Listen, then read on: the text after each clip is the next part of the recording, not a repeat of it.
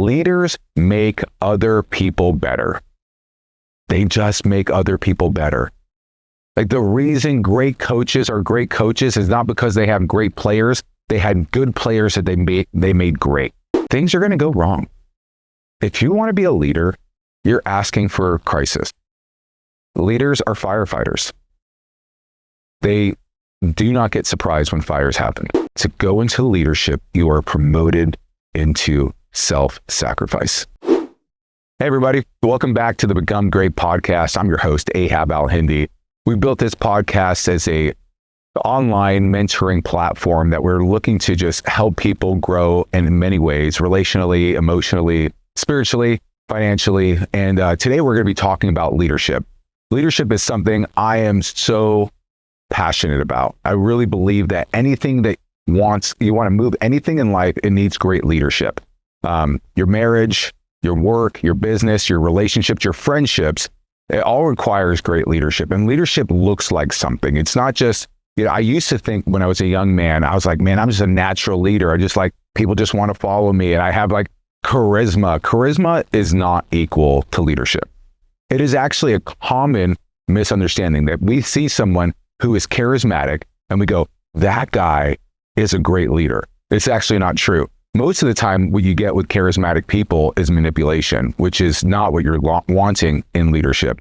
What you want in leadership is someone who sees you and tries to make you and the environment around you better. And I'm going to walk you through an acronym, which is LEADERS.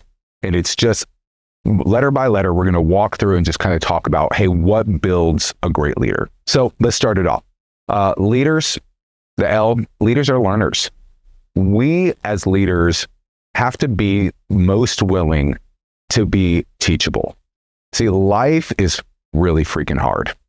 Life is tough. It will run you over. It's like a truck always. And we have to constantly be teachable. We have to constantly be growing, and we have to constantly be learning. So one of the areas I find myself always going to is books. I'm always looking for a great book. I watch podcasts so I can find authors, so I can read more books. Like that's genuinely how I do it, because I want to find great people who are talking about great things so I can grow as a man, as a person, as a father, as a husband. In my health, I read books about health. Anything that I'm passionate about, I want to add my knowledge base. And I don't want to just do nothing with my knowledge. I want to do something. So when I read a book, I go, what is my one takeaway? What is the one thing I'm going to change in my life because of what I've read? And I've read terrible books, like just being honest with you. I've read terrible books, but I found one thing in there that I'm going, wow, okay, this one thing I'm going to add to my life. And so you can always take things away from even books that are mediocre. There's always usually one great thing in there.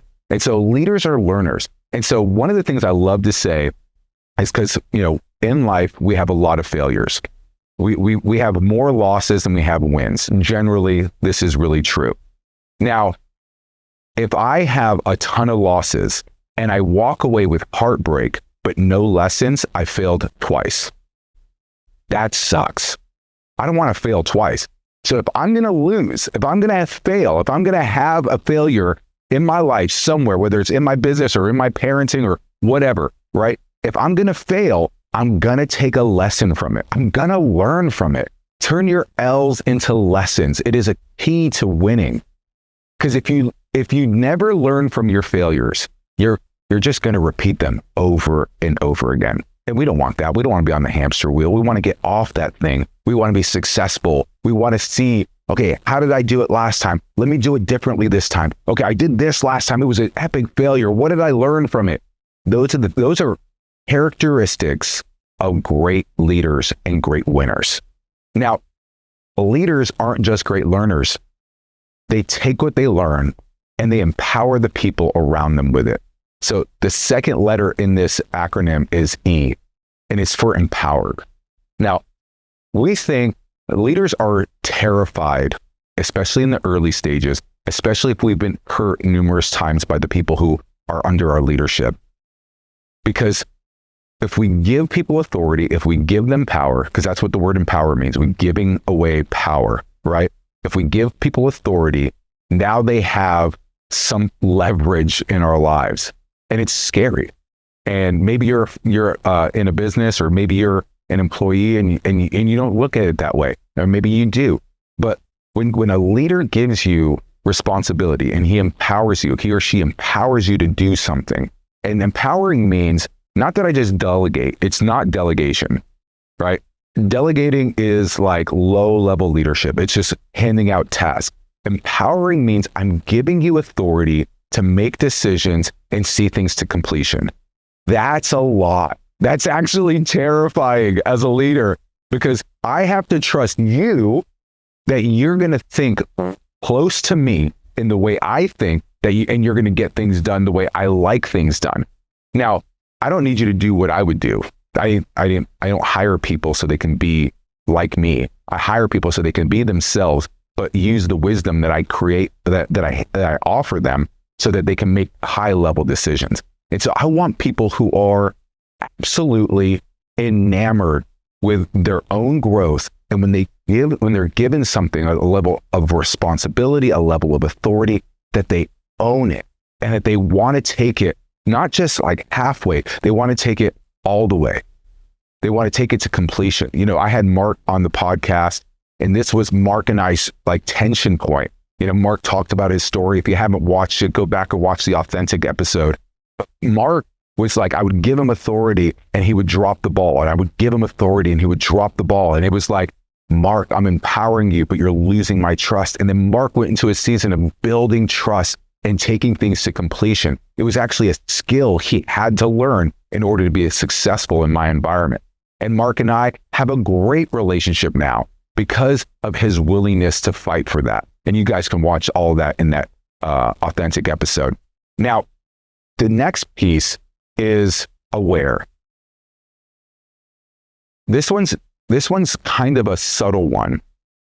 We have to have a level of self-awareness of how people are experiencing us. I have no idea that people are intimidated by me.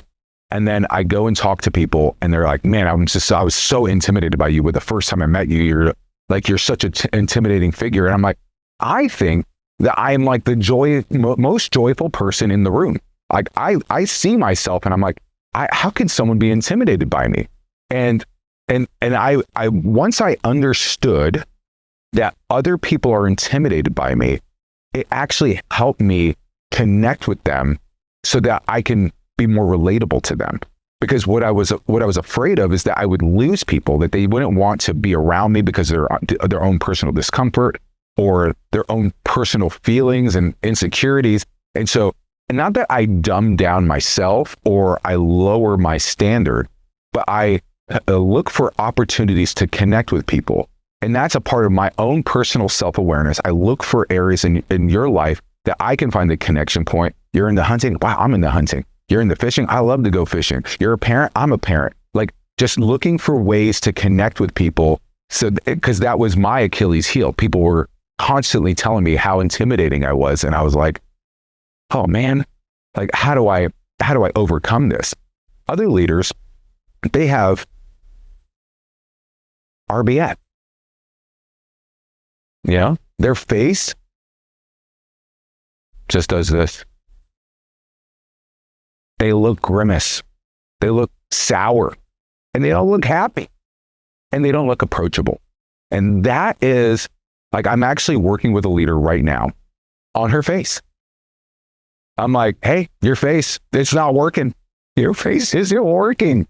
And she's like, what do I do about my face? I'm like, you have to just be aware of how you're being experienced. When you get into confrontation, your face gets really intense. And so I'm actually sending her like reels and videos and YouTubes on how to master communication so that she can connect with people in confrontation without her face getting in the way. It's actually changing her life, because her whole life, her face was getting in the way and she had no idea. She had no idea her face was communicating something completely different than her words. And so one of the exercises I'm having her do is like, I want you to start talking into a mirror. Just start talking into a mirror. And I want you to watch yourself speak, but put it on mute and just watch yourself. And then I want you to unmute it, don't watch it, and just listen to your words. And just letting her compare and contrast those two. What was your experience listening? What was your experience watching? What did you walk away with? How did you feel when you were seeing yourself making some of the faces you were making? And so leaders have to be self-aware. We have to know how people are experiencing us. This is not easy. John Maxwell has a great book called The Self-Aware Leader. I recommend reading it. It's a short book. You'll get it read in 2-3 hours. But it's really empowering, because when you don't know what to do with your face, that's tough. But when you know that you have a problem, then you could bring a solution to it. That's empowering. Now, here's probably the most important part of leadership. They're all really important. You want to be a learner. You want to be empowered. You want to be you want to be self-aware, but you want to be a developer of other people. Leaders make other people better. They just make other people better. Like, the reason great coaches are great coaches is not because they have great players. They had good players that they made great. Great coaches. You look at the Nick Sabans of the world. Nick Saban, one of the greatest coaches of all time. And he made great players. My pastor, they were talking about growing the church. Like, I want to grow the church, and we're going to go after like 10,000 people. We're going to try to do this. And the pastor just sitting there quietly, and he goes, I don't really care about growing the church. I just want to grow great. I want to grow great people. I'm like, oh man. And yes, let's not worry about growing numbers. Let's grow people. And that's what we do. And it takes a lot to develop people. One, it takes a plan. Like, trying to develop somebody on accident is really tough. Like, maybe sometimes just being around you, because you're a great influencer and you're a great person, and you have great skill sets and you have great attributes in your life, it's going to change the people around you. It will. But imagine if you added a plan to it. Because if you fail to plan, you plan to fail. And so what we want to do is offer the opportunity for people to grow. So right now I did a 90-day workout plan for my team. I'm doing another 90-day workout plan for anybody who wanted to continue with it and other people who wanted to join. I created a plan for my team. If they want to get healthy in 2026, let's build a plan. And when you build a plan, you have a beginning, a middle, and an end, right? There should be an opportunity where someone can go back and look at their results. And I would ask you, as you're developing people, think about their end result in mind. So sometimes we try to develop somebody in like 30 things. That's a lot. Pick one. Just pick one. Maybe it's your face. Hey, your face is a problem. We got to work on your face. Maybe it's that. Maybe it's the way they handle confrontation. Maybe it's the way they communicate. But when you're developing somebody, don't overwhelm them with the gamut of things that's wrong with them. That's just going to increase their insecurity. It's going to make them feel like they're less than. Just go after one thing and let it be something that they're passionate about. Because if they don't want to change it, they're not going to change it. So leaders, we're learners, we're empowerers, we're aware, we're self-aware of how people are experiencing us, we're developers of others, and we engage confrontation. Whatever you tolerate will dominate. That will be the thorn in your side. You want to be stuck? Never confront the things around you in your marriage, in your raising of your children, in your friendships. Just never confront any of those things. Never confront the things that you know you don't want in your life. And then you'll end up with the life you never wanted. Oh, that is a sour truth.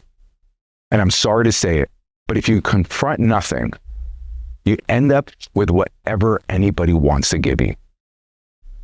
And as an employer, I understand this. Like, I have to create an environment where the expectation is really clear. This is how we behave here. As a father, I have to create an environment where the expectation of what is expected here is really clear.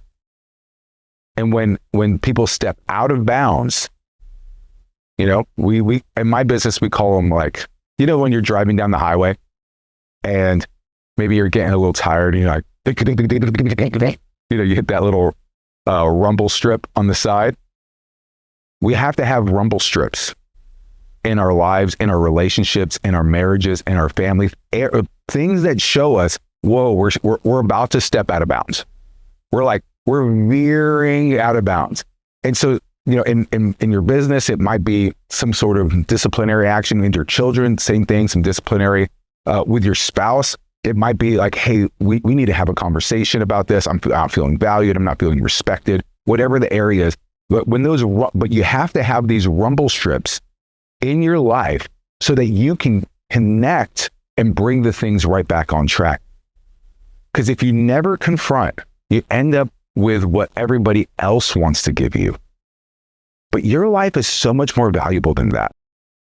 Your life is so much more, it has so much more meaning that you can actually place rumble strips. Some people would call these boundaries, where you let people know what the expectation is for your relationship, a relationship with you, because you're special. You're not just someone that other people can take advantage of. That's not who you are. And so setting these things up is a win for you, because you're by sharing your rumble strips or your boundaries or your expectations, what you're actually doing is letting people know, this is how you can value me. This is how you can value me, and this is how you can get valued in my environment. Because leaders, when we're leading people, when we're leading our families, when we're leading our friendships, when we're leading in our lives, what we tolerate will dominate. And you have to ask yourself, what is dominating in your life today that you tolerated yesterday? That's a hard question. Maybe it's alcohol, right? Oh man, work was getting really hard. I'd come home and I just have a little drink before bed and now it's like, man, this thing's like a lot for me now. I'm doing this way more than I ever expected I would do this. And you tolerated something early that dominated later. Maybe it's the relationship with your kids. Maybe there's some boundaries that your kids are crossing and you're just like, man, what do I do? I tolerated this for too long. Now I have to do a hard reset in order to get them back on track. And that's really what it takes. When you have tolerated things for too long, you have to do a hard reset, a leveling of expectation, and allowing people to know, hey, this is what's really important when you're going to engage me. Leaders, I want to encourage you. The thing that you're avoiding is controlling you right now. Not engaging in that confrontation, that thing actually has control over you right now. You're thinking, well, if I just keep it at a distance, I'm going to be fine. No, because it's on your mind. It just rolls in there and it lives rent free. And it doesn't deserve to.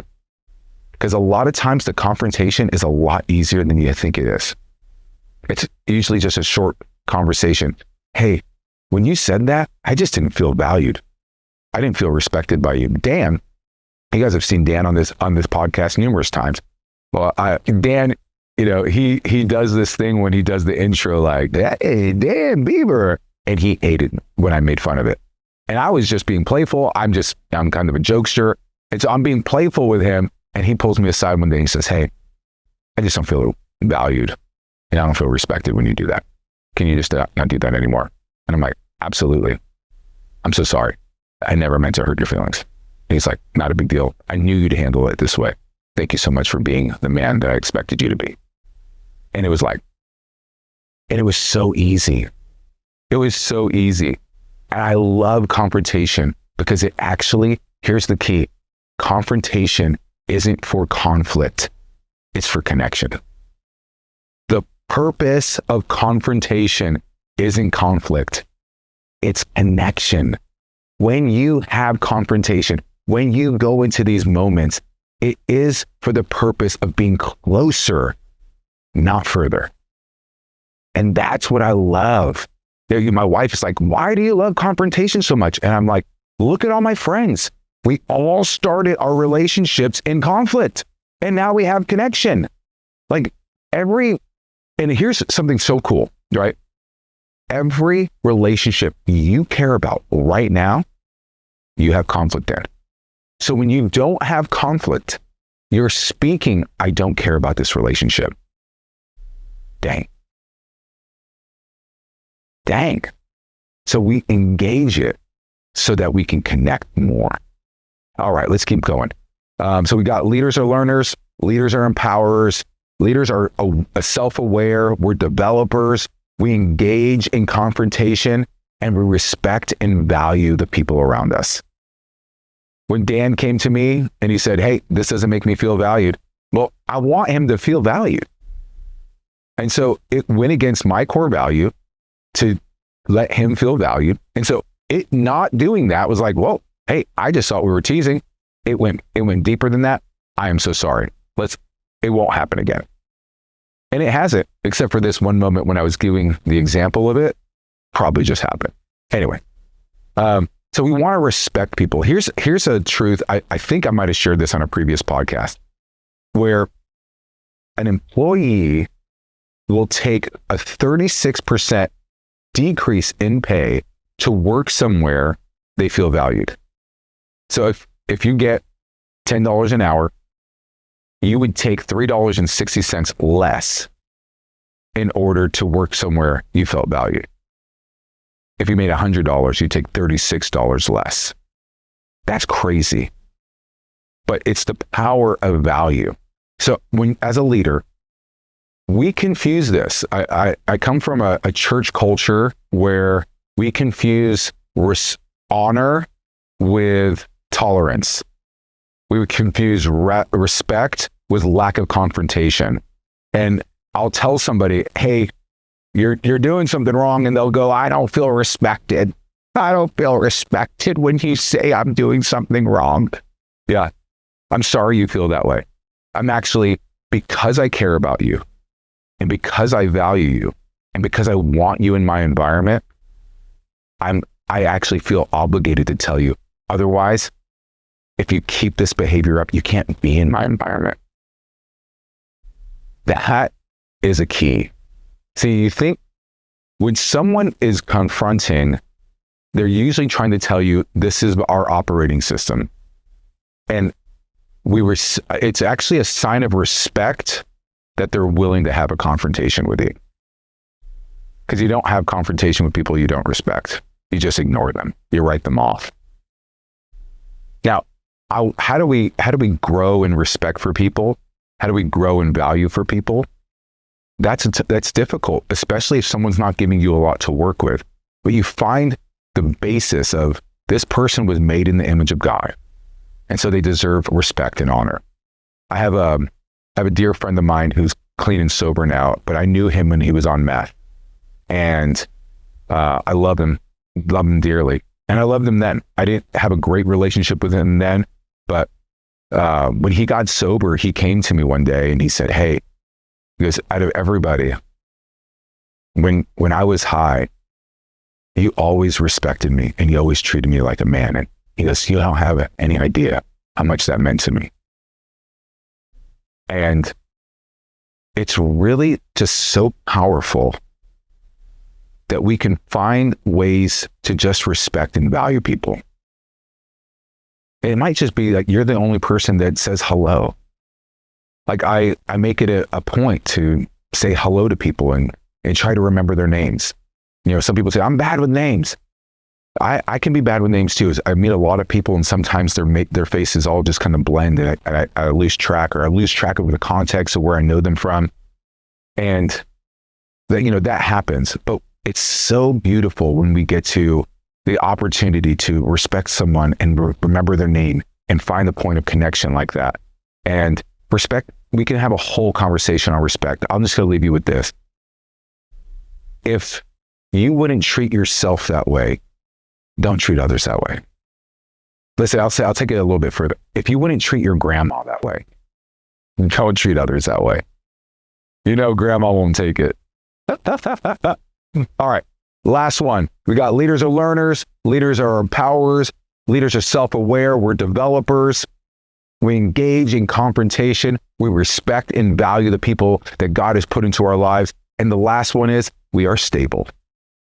I am very demonstrative in nature. And I used to be really high emotionally and really low emotionally. And if I was going through something, you knew it. Today, I have learned that was a learned behavior. It was actually a way I tried to manipulate people with my emotion. I know. That's a big confession. And some of you are like, is that why I'm doing it? It probably is why you're doing it. All right, I'll let that sink in for a sec. Now, being stable emotionally doesn't mean you don't have emotion, but it means your emotions don't control you. You control your emotions. Things are going to go wrong. If you want to be a leader, you're asking for a crisis. Leaders are firefighters. They do not get surprised when fires happen. They don't show up to, firefighters don't show up to a fire and go, oh, there's a fire! Yeah, they go, oh yeah, this is my job. That's what we are as leaders. And that stability that we offer the people, that calming feeling and that resolute nature that we bring in the middle of a storm, it is the most valuable. When I'm on a plane, I always look and, the turbulence starts and so the plane starts shaking. Anybody have that? A lot of times it freaks people out. But whenever I'm on a plane and that starts to happen, I look at the flight attendant every single time. And if she doesn't look worried, I don't look worried. Why? Because she does this every day. I don't. If she's starting to look like, oh man, oh, what's going to happen? Oh no, we're going down. Like if she's got that face going, I'm like, oh man, I'm cooked. I'm out of here. Like, where's the parachute? And so, but I always look and go, okay, if she's cool, I'm cool.